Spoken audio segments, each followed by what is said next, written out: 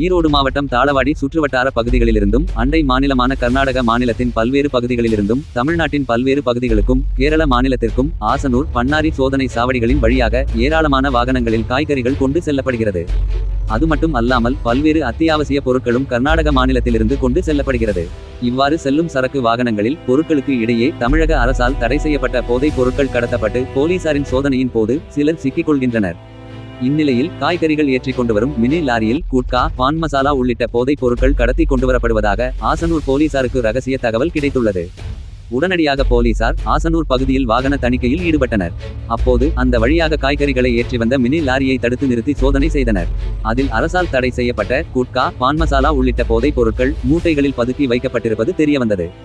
அதன் மதிப்பு சுமார் 8 லட்சம் ரூபாய் என்பதும் மொத்த எடை 1505 கிலோ என்றும் தெரியவந்தது. இதையடுத்து மினி லாரி ஓட்டுநரை பிடித்து போலீசார் விசாரணை நடத்தினர். விசாரணையில் மினி லாரியின் ஓட்டுநர் ஈரோடு மாவட்டம் புஞ்சை புளியம்பட்டியைச் சேர்ந்த பாலசுப்பிரமணி என்பதும் கர்நாடக மாநிலத்திலிருந்து குட்கா, பான் மசாலா உள்ளிட்ட போதைப் பொருட்களை சட்டவிரோதமாக விற்பனை செய்வதற்கு காய்கறி மூட்டைகளுக்கு நடுவில் பதுக்கி வைத்து கொண்டு சென்றது தெரியவந்தது. இதனையடுத்து மினி லாரியின் ஓட்டுநர் பாலசுப்பிரமணி மீது வழக்கு பதிவு செய்த போலீசார் கடத்தலுக்கு பயன்படுத்திய மினி லாரியை பறிமுதல் செய்தனர். மேலும் தலைமறைவாக உள்ள கோவை மேட்டுப்பாளையத்தைச் சேர்ந்த மினி லாரியின் உரிமையாளர் பார்த்திபன் என்பவர் மீது வழக்கு பதிவு செய்து அவரை தேடி வருகின்றனர்.